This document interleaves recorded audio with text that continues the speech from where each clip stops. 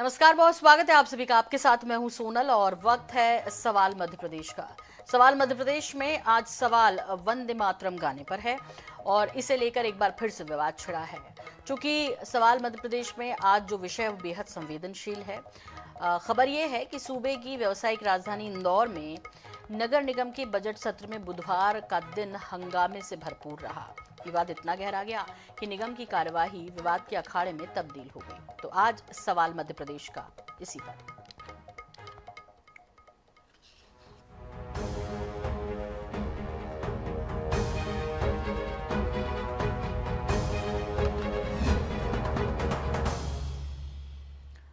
तो वंदे मातरम ऐसे तो कई बार विवादों में रहा है जब कोई एक विशेष वर्ग इसे गाने से इनकार करता रहा। ये हमेशा विवादों में रहा। ऐसे में आज का जो मुद्दा था, या कहें कि जो सदन जिस तरह से गरमाया नगर निगम का, वो ये था कि वंदे मातरम नहीं गाएंगे। किसने कहा? दरअसल कांग्रेस और बीजेपी के पार्षदों के बीच तीखी नोकझोंक हुई, आपत्तिजनक शब्दों का इस्तेमाल भी हुआ। और ये किसने किया? कांग्रेस पार्षद हैं फौजिया शेख अलीम। वंदे मातरम गाने से इन्होंने मना कर दिया। पार्षद फौजिया का इस मामले में तर्क था कि इस्लाम उन्हें ऐसा करने की अनुमति नहीं देता। उनसे जबरदस्ती वंदे मातरम गाने का दबाव बनाया जा रहा था। उन्होंने कहा कुछ भी हो जाए हम नहीं करेंगे। कुछ ऐसे शब्दों का भी इस्तेमाल किया, आमतौर पर मैं उन्हें नहीं दोहराऊंगी यहाँ पर क्योंकि वो मर्यादित भाषा के अंतर्गत नहीं आते हैं। वहीं महापौर पुष्यमित्र भार्गव ने घटना पर कड़ा रुख अख्तियार कर लिया और फौजिया के रवैये को दुर्भाग्यपूर्ण कहा। तो निगम में नेता प्रतिपक्ष चिंटू चौकसे ने कहा कि कांग्रेस पार्टी राष्ट्रगान और राष्ट्रगीत के प्रति प्रतिबद्ध है। हालांकि उन्होंने ये भी जोड़ा कि वंदे मातरम न गाना किसी की व्यक्तिगत इच्छा हो सकती है। पार्टी का इस व्यक्तिगत राय से कोई संबंध नहीं है। तो आज सवाल मध्य प्रदेश का इसी पर बात करेंगे। कुछ सवाल है। अब सवाल क्या है, चलिए आपसे साझा कर लेते हैं। सबसे पहला सवाल ये है कि क्या वंदे मातरम बोलना हर जनप्रतिनिधि का कर्तव्य होना चाहिए? आप सोचिए इस बारे में क्या सोचते हैं। हम तो एक्सपर्ट से जो है वो राय लेंगे ही कि आखिर क्या जनप्रतिनिधियों का ये कर्तव्य होना चाहिए, उनको ज़रूर गाना चाहिए वंदे मातरम, क्योंकि एक राष्ट्रगीत है और एक राष्ट्रगान है जन गण मन। तो ऐसे में राष्ट्रगीत और राष्ट्रगान जहां राष्ट्र लगा हो वो कितना ज़रूरी है, तब जबकि आप सेवा के लिए क्षेत्र में आए, जनप्रतिनिधि हैं आप, ये पर्सनल मैटर नहीं है आपका। दूसरा जो विषय है वो ये रहेगा कि क्या ये पूरी तरह व्यक्तिगत स्वतंत्रता और पसंद का मामला है। इसे भी समझेंगे कि भाई ठीक है, हमें जो पसंद होगा वही कहेंगे और ये व्यक्तिगत स्वतंत्रता में अधिकार हमको मिलता है, इसको समझने की कोशिश करेंगे। क्या किसी धर्म विशेष के कारण वंदे मातरम से परहेज जायज़ है? एक सवाल ये भी है। ये तीसरा सवाल है और ये कि हम सब एक देश में रहते हैं, हम एकता की बात करते हैं, हम सांप्रदायिक सौहार्द की बात करते हैं, फिर हम जिस धरती पे रहते हैं, हम जहाँ रहते हैं वहाँ पे उस धरती की पूजा करने में, उसे मानने में, उसने हमें जिस तरह से संभाल रखा है उसकी वंदना करने में तकलीफ क्या है? वहीं चौथा सवाल ये है कि सार्वजनिक पद पर बैठने के बाद क्या राष्ट्र से ऊपर धर्म हो जाता है? ये भी एक सवाल है कि धर्म को होना चाहिए क्या, और राष्ट्र के ऊपर तो कुछ भी नहीं है। और ये सवाल समय समय पर उठाया भी गया है। वहीं पांचवा और आखिरी सवाल है कि इस तरह के मुद्दे सिर्फ राजनीतिक ध्रुवीकरण के लिए उठाए जाते हैं क्या? मतलब दोनों ही तरफ से, चाहे सत्ता पक्ष की बात कर लें, विपक्ष की बात कर लें, या कोई भी दल हो, वो जब ये विषय उठाता है तो इसलिए कि वो चर्चाओं में आ जाए, इसलिए कि उनको पता है कि इस पर फिर क्या होने वाला है। विषय आज यही है, इस पर बात करेंगे। कौन कौन है हमारे पैनल में, आपको इंट्रोड्यूस करा देती हूँ। चलिए जल्दी से आपको बताएं कि हमारे साथ जुड़ रहे हैं इस विषय में विस्तार से चर्चा के लिए, लंबी चर्चा के लिए कौन कौन है मेरे सहयोगी। थोड़ा टीवी पर दिखाएंगे तो मैं इंट्रोड्यूस करने में और भी समझ आएगा, लोगों को आनंद आएगा। सागर कसेरा जी हैं हमारे साथ दरअसल, और सागर कसेरा जो हैं वो बीजेपी प्रवक्ता हैं। बहुत स्वागत है आपका सागर जी। हमारे साथ जुड़ रहे हैं टीकाराम कोष्टा जी, जो कि प्रदेश उपाध्यक्ष हैं ओबीसी कांग्रेस के। टीकाराम जी, आपका भी बहुत स्वागत है। और हमारे साथ जुड़ रहे हैं मुस्लिम स्कॉलर शोएब सिद्दीकी जी। बहुत स्वागत है शोएब जी आपका भी इस पूरी चर्चा का हिस्सा बनने के लिए। और सबसे पहले मैं टीकाराम कोष्टा जी आपका ही रुख कर रही हूँ। आपसे मुझे समझना है कि क्या राय है इसमें आपकी। वंदे मातरम नहीं गाएंगे और साथ ही साथ जो है इस तरह से उसका अपमान करेंगे कि आप सदन में खड़े होकर कि ऐसे शब्दों का इस्तेमाल करेंगे। मैं उन्हें बोलना नहीं चाहती, आपने सुना होगा, देखा होगा किस तरह, किस लहजे में कि किसी में दम है तो, अब आगे क्या है वो आप लगा लीजिएगा, किसी में दम है तो गा के हमको बताए कि हम गा दें। ये क्या तरीका है कोष्ठा जी? मतलब आप जनप्रतिनिधि हैं, आप इसको ठीक मानते हैं? भारत एक धर्मनिरपेक्ष राष्ट्र है। यहाँ पर सभी धर्मावलंबियों को अपने अपने धर्म और अधिकार और उत्तरदायित्व निभाने का अधिकार प्राप्त है। और जहाँ तक बात आई वंदे मातरम की, आज जो लोग वंदे मातरम की चर्चा कर रहे हैं, स्वतंत्रता आंदोलन के समय ये वंदे मातरम कहने पर अंग्रेज जेल भेज दिया करते थे। आज मैं पूछना चाहता हूं कि जो सत्ता पर बैठे लोग हैं, आज वंदे मातरम की बात कर रहे हैं, इन्होंने देश की आज़ादी में कितने बार वंदे मातरम कहा और कितने बार जेल गए और कितने कौन कौन लोग गए, वो तो पहले बता दें, फिर बाद में दूसरों का अनुसरण करें, दूसरों को शिक्षा दें। और जब जरूरत थी देश को वंदे मातरम की, स्वतंत्रता अंग्रेजों के समय, तो उस समय और उनसे भारतीय स्वतंत्रता संग्राम सेनानियों की खबर देकर मुखबरी करते थे और पेंशन लेते थे। आज वो लोग जिन्होंने देश के लिए, आजादी के लिए, यहाँ आपको रोकना चाहूंगी, मुझे एक चीज समझ नहीं आती। नहीं, मैंने सवाल ये नहीं किया था आपसे, मैंने सवाल ये किया था, ये ठीक है, आप इतिहास के पन्नों में क्यों चले जाते हैं, मुझे थोड़ा समझाइए। बात हो रही है कि अच्छा ठीक है, आप लोग, आपकी पार्टी ने दिया, बलिदान दिया, स्वतंत्रता मिली, हम स्वतंत्र भारत में सांस ले रहे हैं, इन्होंने नहीं दिया। आप बार बार इसी बात को रट्टा मारेंगे, इससे फर्क क्या पड़ेगा? हमें वंदे मातरम की इज्जत करनी है कि नहीं करनी है?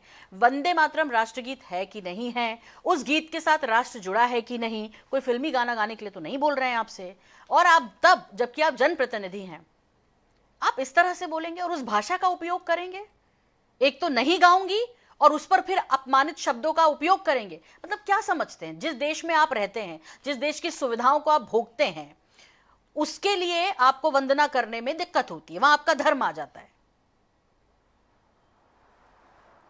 हमारा संविधान क्या कहता है?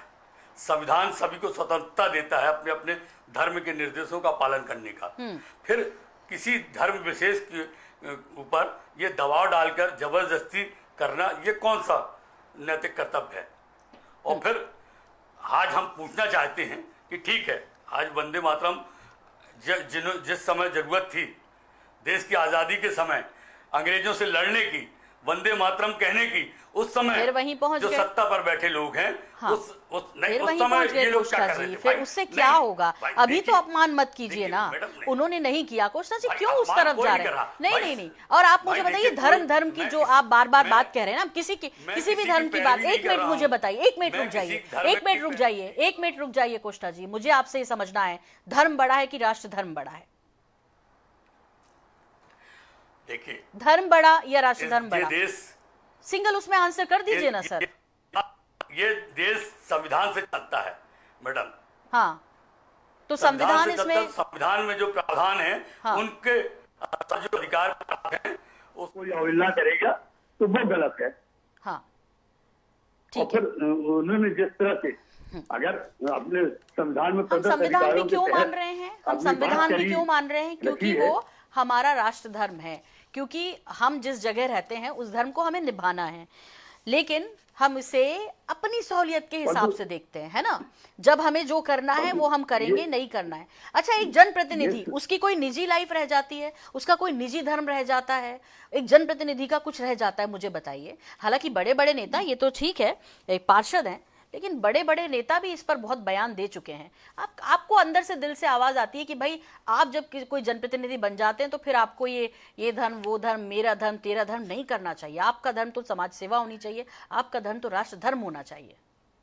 भाई, जिस समय जो भी जनप्रतिनिधि जीत कर आता है तो वह जो शपथ लेता है वो संविधान की शपथ लेता है मैडम। संविधान की शपथ लेता है, संविधान में प्राप्त प्रावधानों का उल्लंघन नहीं कर सकता, उसी के तहत वह कार्रवाई करता है और अपना आचरण करता है। ठीक है, बहुत अच्छी बात है। तो संविधान के तहत जनप्रतिनिधि जब शपथ लेते हैं तो क्या वो ये भी कहते हैं कि हम सदन में खड़े होके, जो कि जहां से हमारे देश को चलाना है, हमारे शहर को चलाना है और हमें लोगों के लिए योजनाएं बनानी है, हमारा वो मंदिर होता है, वहां पे जाकर देखिए, हम ये ये बोल दें, बात- अब शब्दों का इस्तेमाल, ये भी लेते हैं क्या शपथ, मुझे बताइए। ये तो नहीं लेते, तब वो बोल रहे हैं। तो आप मुझे समझाइए ना जरा थोड़ा सा कि वैसे तो आप संविधान की इसमें लिखा है क्या कहीं कि आप जहाँ बान की- कर सकते हैं आप बैठ के वहां? आप जहाँ की बात कर रहे हैं वहां पर जहरीले पेयजल से 34 लोगों की मृत्यु हुई जी। गई। उस घटना से बचने के लिए और उस पर चर्चा न हो सदन में, इसलिए ऐसे विषय भारतीय जनता पार्टी जानबूझकर उठाती हैगी। अभी क्या हुआ जरूरत है छुपाने कि से? वो पूरी दुनिया को पता है। जो जहरीले पेयजल से मृत्यु हुई, जी। उन पे अधिकारियों किसने छुपाया और सर? नेताओं के ऊपर क्या कार्रवाई हुई जो जिम्मेदार थे, देखिए। उस पर चर्चा ना हो, हाँ। इसलिए ऐसे विषय छेड़ दो आप सदन में और अच्छा। दोष दे दो कांग्रेस को। हाँ, ऐसा है कोष्टा जी। भाई, जरूरत दोनों है ही आज अपनी अपनी कि वहाँ पर राजनीतिक व्यवस्था रोटियां सेकते सुधारने हैं की। सर, और दोनों जो ही अपनी अपनी वहाँ राजनीतिक पर जो रोटियां सेक जहरीला रहे हैं ना। पेयजल- हाँ, आपने भाई, कहा हमारे जहरीला पेयजल कोष्टा सप्लाई किया जी, गया, उस पर तो हैं? कितनी बार उसके डिबेट हुई दोषियों है, पे कितनी हटने बातें के लिए- हुई हैं। ठीक है, विषय तो वंदे मातरम और आप शब्दों पर आकर रह डिबेट गया ना। एक अलग लेकिन चीज है, परंतु जब नगर निगम की जब सदन चल रही है तो नगर निगम में इस बात की चर्चा होनी थी। ठीक है। तो इसलिए उससे बचने के लिए भारतीय जनता पार्टी ने ये हथकंडा अपनाया। सागर कसेरा जी, और हम तो आपसे कहते सवाल हैं है, कि जब ये देश पहली को बार जरूरत कोष्टा थी जी नहीं वंदे कह रहे, ये पूरी कांग्रेस कहती है कि जो मूल मुद्दे हैं उससे भटकाने के लिए बीच में धर्म को लेकर आ जाते हैं। सागर कसेरा साहब, एक बार फिर वही हुआ। अब वंदे मातरम गाने से ही देशभक्ति होगी क्या, मुझे समझा दीजिए। मैं हर विषय पे जवाब देता। अभी टीकाराम जी को मैं सुन रहा था, इससे पूर्व मुझे ऐसा लग रहा था सोनल जी कि वंदे मातरम पर सिर्फ इन्हीं के कुछ नेतागण ही इस प्रकार के बयान देते होंगे, लेकिन कांग्रेस पार्टी की हो सकता है शायद ये लाइन ना हो। लेकिन प्रत्यक्षम किम प्रमाणम, अभी टीकाराम जी ने जिस प्रकार से अपना वक्तव्य दिया उससे स्पष्ट हो गया है कि इनकी एंटायर पार्टी का चाल चरित्र चेहरा इसी दिशा में अग्रसर होता है। और देखिए, वह नारा जो स्वतंत्रता संग्राम में भारत की आजादी की क्रांति की ऊर्जा बना, जिसे गाते हुए क्रांतिकारी फांसी के फंदे तक पहुंचे, जिस वंदे मातरम के 150 वर्ष पूर्ण होने पर पूरा देश जब गर्व महसूस करता है, तो उसी राष्ट्रगीत के प्रति कि कांग्रेस के पार्षद और अभी टीकाराम जी जिस प्रकार से ये बात कहते हैं कि हम नहीं गाते, और सदन में जिन शब्दों को उन्होंने दोहराया, बड़ी निंदनीय ये बात है। और उससे बड़ा प्रश्न ये है जो ये अभी उठा रहे हैं, क्या सिर्फ एक पार्षद का बयान? ये कांग्रेस की विचारधारा है, और मैं कहता हूं यही इनका असली चाल चरित्र चेहरा है। सोनल जी, अभी इन्होंने कहा कि बयानों से गुमराह करने के लिए करते हैं। हाँ। तो जवाब सुन लीजिए, क्योंकि अब जब बात आई इंदौर के 8455 करोड़ के विकास के बजट की जो माननीय महापौर जी ने पेश किया, जब बात आई 23 पुलों की, सुपर एलिवेटेड कॉरिडोर की, मास्टर प्लान और सड़कों की, अमृत योजना की, नर्मदा के चतुर्थ चरण की, डिजिटल सिटी, ग्रीन सिटी और सोलर सिटी की, तब कांग्रेस के पास जब बहस करने को मुद्दे बचे नहीं थे ना। जब एक भूल गए आप क्या कि मैं याद दिलाऊं सागर कसेरा जी, आप भूल गए क्या? अमृत मिशन योजना कह रहे थे, तो वो दूषित पानी से क्या हुआ था जो कोष्टा जी कह रहे थे, वो भी थोड़ा सा जिक्र कर देते हैं। इस पर भी आ रहा हूँ, इसी पर आ रहा हूँ। एक तरफ अमृत, दूसरी तरफ जहर। और सोनल जी, इसीलिए ये बात जानना जरूरी है। जब सदन चालू हुआ, आज का जब सदन चालू हुआ, तो सबसे पहले इन्होंने क्या किया?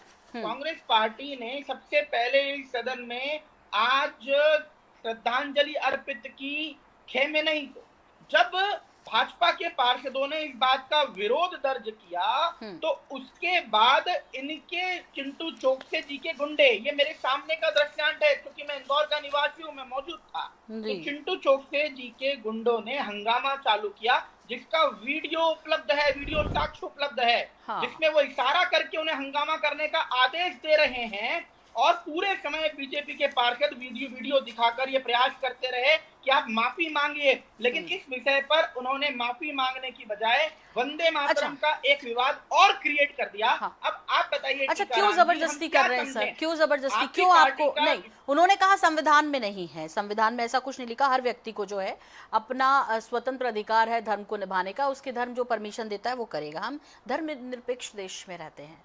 मुझे आपसे समझना है, आपको क्यों उनसे गाना गंवाना है, क्यों बोलना है आपको गाना पड़ेगा? सोनल जी, मैं आपसे पूछता हूँ और टीकाराम जी से भी सवाल है मेरा, वंदे मातरम क्या कहता है? सुजलाम सुफलाम मलयज शीतलाम सत्य श्यामलाम मातरम वंदे मातरम। क्या वंदे मातरम में भारत माता को प्रणाम करना धर्म के खिलाफ है? बताइए। क्या स्वतंत्रता संग्राम के समय यह गीत किसी एक समुदाय तक सीमित था, ये बताइए। कितने ही मुस्लिम क्रांतिकारी थे जिन्होंने हृदय और अपनी आत्मा से वंदे मातरम को आत्मसात किया। वंदे मातरम तो कांग्रेस के अधिवेशनों तक में गवाह है। लेकिन आज आपकी पार्टी को ऐसा क्या हो गया कि आपको वंदे मातरम से आपत्ति हो गई और आप वंदे मातरम को बेशर्मों की तरह डिफेंड कर रहे हैं कि उसके बयान पर आपकी पार्टी को क्या डिफेंड करने की जरूरत पड़ रही कि वो नहीं गाएंगे और क्या जबरदस्ती क्यों नहीं गाना चाहिए। और ये सिर्फ एक पार्षद तक सीमित नहीं है सोनल जी, हमने देखा ही है, इस विषय पर भी डिबेट हुई है, आरिफ मसूद ने भी ये कहा है। और इनकी पार्टी के कई नेताओं की ये लाइन है। चलो, मैं शोएब सिद्दीकी से एक बार एक रिएक्शन ले लेती हूँ, फिर मैं आपके इस सवाल के जवाब में आऊंगी। क्योंकि आरिफ मसूद का जिक्र मैं करने वाली थी, आपने खुद कर दिया, तो कोष्टा जी से इस पर सवाल रहेगा। लेकिन इससे पहले शोएब साहब, आपसे समझना है भाई, थोड़ा समझाइए ना, आम लोग भी समझना चाहते हैं। ये सागर कसेरा जी अभी मुझे बता रहे थे कि किस तरह से वंदे मातरम, सुजलाम सुफलाम मलवत शीतलाम शस्य श्यामलाम मातरम वंदे मातरम। भावार्थ यह है कि माँ तेरी धरती जल से भरपूर है, फल फूल से लदी हुई है, मलय पर्वत की ठंडी सुगंध से शीतल है, खेतों में लहलहाती फसल आच्छादित है, तेरी रातें चांदनी से नहाकर पुलकित हो उठती हैं और वृक्ष खिले फूलों और पत्तों से सजे रहते हैं। हम इसी धरती पे रहते हैं, आप भी यही हैं, मैं भी यही हूँ, आप भी वही पानी पीते हैं, मैं भी वही पानी पीती हूँ, आप भी उसी सूरज की रोशनी ले रहे हैं, मैं भी उसी सूरज की रोशनी, पूरी दुनिया ले रही है शोएब सिद्दीकी साहब। इसमें उसको पूजने में जो हम आप भी कहते हैं ना, आपके यहाँ भी ईश्वर जो है वो निराकार है, उसका कोई आकार नहीं है। आप भी चांद को देखकर ईद मनाते हैं, हम भी चांद की पूजा करते हैं, करवा चौथ करते हैं। तो समझाइए ना, ये अलग अलग समय पर ये सब अलग अलग धर्मों में कैसे बट जाते हैं शोएब सिद्दीकी साहब। ये सवाल जनता के लिए, उनको समझा दीजिए कि आपको वंदे मातरम गीत से किस शब्द पर आपत्ति है, जिस पे आपको लगता है। क्योंकि जब अजान होती है तो जितने भी लोग हैं सब सुनते हैं।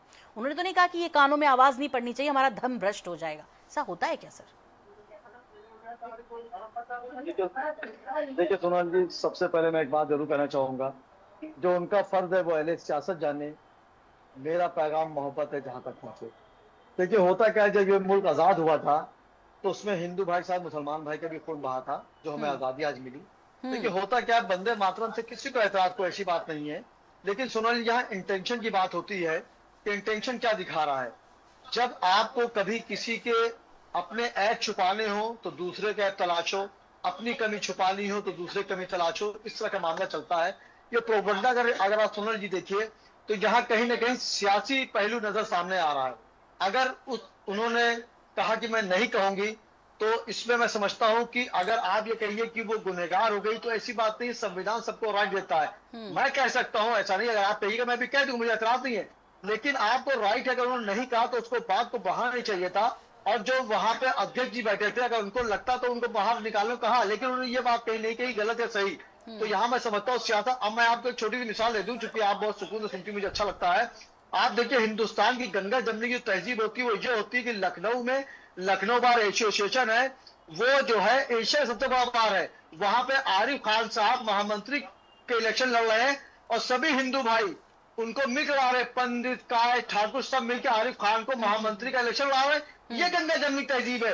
वहां कोई टेंशन ऐसा नहीं है कि मुसलमान इनको नहीं, टोटल हिंदू भाई कह रहे हैं कि हर बार हिंदू जीतता है, अब की बार हम गंगा जमनी की तहजीब मिसाल पेश करेंगे और आरिफ खान को लखनऊ बार एसोसिएशन का महामंत्री बनाएंगे। तो ये गंगा जमनी तहजीब है। और जहां तक इस्लाम की बात आती है, मैंने हमेशा ये बात कही कि सारे जहां से अच्छा हिंदुस्तान हमारा। कहने में क्या दिक्कत है, बोलने में क्या दिक्कत है? मैंने कहा राष्ट्र जुड़ा है, राष्ट्र जुड़ा है सर। नहीं शोएब साहब, राष्ट्र जुड़ा है। देखिए, गंगा जमुनी तहजीब का ठेका एक ही धर्म ने ले रखा है, एक ही धर्म ने ले रखा है। देखिए यहाँ पर नहीं मैंने ले रखा है, राष्ट्र मेरे लिए है। तो फिर राष्ट्रगीत गवा रहे हैं, उनको कोई फिल्मी गाना या भजन गाने नहीं बोल रहे हैं सर। देखिए नहीं, देखिए फिल्मी गाने क्या, अभी धुरंधर 2 आई है, हिंदू मुस्लिम भजन गाने तो नहीं बोला ना। तो आप जानती है, तो धुरंधर 2 देखिए हिंदू मुस्लिम पे कितनी चल रही है, 1500 करोड़ कमा चुकी। तो अच्छा, अभी आपने नहीं, मैं उधर नहीं जा रही, मैं आपसे पूछ रही हूँ, आपने कहा कि हिंदुओं का खून बहा, आपने कहा मुस्लिमों का खून बहा। हाँ, और वो जो गाना है, वो जो गीत है, वो इसीलिए बना था कि आपके अंदर जोश ले आए, या जो बलिदान दे रहे हैं उनके लिए लिखा था बंकिम चंद्र जी ने। मुझे आपसे ये समझना है कि अभी क्यों आपत्ति है इससे? उसमें माँ शब्द आ गया, उसमें लक्ष्मी शब्द आ गया, उसमें दुर्गा शब्द आ गया। हर औरत में दुर्गा है, हर औरत में लक्ष्मी है। क्या प्रॉब्लम है? आपके घर में जो है उनमें भी दुर्गा है, उनमें भी लक्ष्मी है, उनमें भी सरस्वती है। देखिए सोनल जी, बहुत अच्छी बात आपने कही। अभी देखिए बिहार के एक मौलाना ने हमारे वजीर आला योगेश जी के वालिद कुछ कहा था, वो पकड़ के आगे कोई मुसलमान खिलाफ नहीं बोला। मैंने खुद कहा कि उनकी हड्डियां तोड़ दी जाए, उन्होंने गलत शोएब कहा। साहब। और हिंदुस्तान, आप देखिए सोनल जी, एक सेकंड में वही बात आपके कह रहा हूँ, मैं आपकी बात की जवाब दे रहा हूँ, यस नो नहीं कह पाऊंगा, बात करना पड़ेगी 2 सेकंड के लिए। हिंदुस्तान 206 मुल्कों में पहला ऐसा मुल्क है जहां औरतों को देवी दे दिया जाता है। सीता माता को कोई माता कहने का, मैं माता कह रहा हूँ। मुसलमानों में हजरत खदीजा मुसलमानों की माँ है, ठीक है। मैं माँ कह रहा हूँ। आपकी सीता माता को मैं माँ कह रहा जी। हूँ। वहां पे सुनो, इंटेंशन वाली बात है। उन्होंने मेन मुद्दे हटाने के लिए ये बात रख दी। वो मुद्दा चला अच्छा, उन्होंने रख दी तो मेन इनको मुद्दे इनको ये अपशब्दों का इस्तेमाल करना था कि किसी के नहीं, किसी के उसमें दम है, उन्हें बोलना चाहिए था, ये उन्हें बोलना चाहिए था। इंटेंशनली उन्होंने कहा ये अपशब्द कहिए। दो पार्षद थी वहां पर। उन्होंने गलत कहा। देखिए, तो गलत कहा उन्होंने गलत कहा। उनको नहीं पढ़ना था, नहीं पढ़ा, कोई बात नहीं। अध्यक्ष ने कहा आप बाहर चली जाएगी, वो चली गई। लेकिन अगर उन्होंने जुमला कसा, वो गलत है। चाहे सदन में कहें, मेरा चाहे एक नगर बहुत निगम में प्रैक्टिकल कहें, सा चाहे सवाल बाहर है, कहें। जब आप जनप्रतिनिधि होते हैं ना, तो आप अपनी धर्म और इन सब चीजों से ऊपर उठ जाते हैं, है ना। उसमें वहां फिर ये नहीं होता कि मैं तो ये मैं सवाल पूछूंगी कोष्टा जी से, लेकिन उसके पहले सागर जी कुछ कहना चाहते हैं। सागर जी जल्दी से। जी सोनल जी, सबसे पहला सवाल ये है कि राष्ट्रगीत जो है उसका अपमान क्या बर्दाश्त किया जा सकता है? हम किसी के भी गले पे छुरी रख के वंदे मातरम नहीं गवाना चाहते, लेकिन किसी भी तरह से राष्ट्रगीत का अपमान बर्दाश्त भी नहीं कर सकते। मैं ये पूछना चाहता हूँ कि सदन में बैठा जनप्रतिनिधि राष्ट्र भावना का सम्मान करेगा कि नहीं करेगा? टीका जी, अगर कोई कहे कि मैं नहीं गाऊंगी, चाहे जो कर लो, तो यह व्यक्तिगत पसंद नहीं रह जाती है, यह सार्वजनिक चुनौती है राष्ट्र भावना। मैंने आपसे फिर कहा, कहीं लिखा है कि सभी जनप्रतिनिधियों को गाना होगा, सभी को, कहीं लिखा तो नहीं है ना। वो उसी बात संविधान पे लेकर कोष्टा जी भी चल रहे थे। टीकाराम कोष्टा जी, सर वक्त कम है, मैं जल्दी से मैं टीकाराम जी से एक सवाल करना चाहती हूँ। आपने आरिफ मसूद साहब का जिक्र किया था, मैंने उन्हें कई बार देखा लाल चुन्नी होके माता का जो जगराता होता है वहां पहुंचते हैं, माला डाले रहते हैं, टीका लगाए रहते हैं। कोष्टा साहब, ये सब आपके यहाँ चलता है, इसमें कोई आपत्ति नहीं होती? इसकी धर्म इजाजत देता है? मुझे थोड़ा समझा दीजिए, क्योंकि वोट लेने होते हैं, तब सब इजाजत देता है। देखिए, अभी जो बातें आई हैं, हम अगर उन्होंने कोई संविधान का अपमान किया हो तो बताओ, और फिर इतनी ज्वलंत मुद्दों पर चर्चा न करके भारतीय जनता पार्टी डाइवर्ट करती हैगी ऐसे मुद्दे उठाकर। और हम जो जानते हैं कि वंदे मातरम कोई गाना कंपलसरी तो है नहीं। हाँ। कि अगर ऐसा कुछ आपने नहीं, मैं वही तो पूछ रही हूँ कोष्टा साहब, कंपलसरी तो नहीं है कि आप चुन्नी डालें, आप माला डालें, आप टीका लगाएं, आपका धर्म इजाजत नहीं देता। और संविधान में सबको सबका धर्म पालन करने का अधिकार है। तो धर्म इतना फ्लेक्सिबल है क्या कि जब चाहे आप, यदि आपको जाना है वहां पर, आपको वोट की उम्मीद है तो आप जगराते में चले गए साहब, सबको अपने अपने धर्म, वरना आप राष्ट्रगीत भी नहीं गाएंगे। और देश के लिए अपने अपने देश पार्टी लाइन भी यही है सर, मुझे बता दीजिए, पार्टी लाइन भी यही है। आप जिस तरह से उनकी वो कर रहे हैं ना वकालत, पार्टी लाइन भी यही है, व्यवहार बना रहे। और किस तरह की घटना हो, परंतु भारतीय जनता पार्टी जानबूझकर ऐसे मुद्दे उठाती है कि ज्वलंत मुद्दों पर चर्चा न हो। थोड़ी था उन्होंने कि आप इस तरह के शब्दों का इस्तेमाल करो और बोलो कि किसी में दम है तो मुझे गवा ले मेरे से, मैं गाऊंगी करके। ये तो नहीं बोला ना किसी ने भी। मैं कह रही हूँ, यदि आप सम्मान नहीं कर सकते तो आप अपमान भी मत कीजिए। ठीक है, आपका धर्म बड़ा फ्लेक्सिबल है, आपको कहाँ क्या करना है। हालांकि ऐसा नहीं है कि एक धर्म विशेष हम बात कर रहे हैं वही ऐसा करते हैं, सारे धर्म के लोग अपने अपने हिसाब से उसे कंफर्टेबल बनाए हुए हैं। लेकिन इन सब के बीच मुझे लगता है, जितने भी पैनलिस्ट हमारे साथ हैं, कि राष्ट्र धर्म से बड़ा कोई भी धर्म नहीं है। और सभी लोगों ने आजादी के लिए अपना खून बहाया है, वहां धर्म नहीं था। और खून का रंग वैसे भी लाल है, आपका भी, मेरा भी और सबका। इसमें कहां धर्म ढूंढने आप लोग जाओगे। और वैसे भी जब जरूरत पड़ती है ना ब्लड की, तो कोई ये नहीं बोलता कि ये किस धर्म का है, वो सिर्फ O positive, O negative, A+, A-, इस पर ही जाते हैं। कोष्टा साहब, कितने हम लोग फ्लेक्सिबल हैं अपने राष्ट्र के प्रति, अपने धर्म के प्रति, ये जरूर हमें सोचना चाहिए। फिलहाल बहुत बहुत शुक्रिया, बहुत बहुत धन्यवाद आप सभी मेहमानों का वक्त हमारे साथ साझा करने के लिए। मुझे भी दीजिए इजाजत, नमस्कार।